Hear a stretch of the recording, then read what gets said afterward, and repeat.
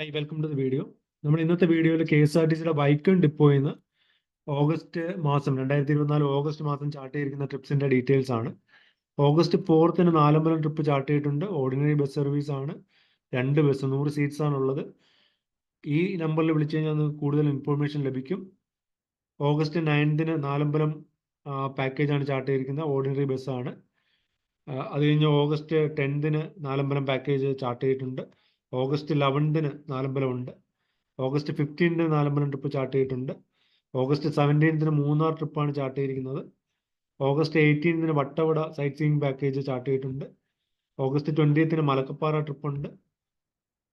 August 25th Kattil Mekkathil package chart ചെയ്തിട്ടുണ്ട്. August 28th Trivandrum sight seeing trip chart ചെയ്തിട്ടുണ്ട്.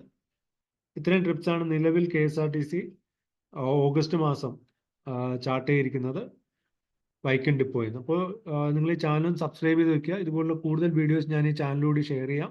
അപ്പോൾ thanks for watching. Bye bye.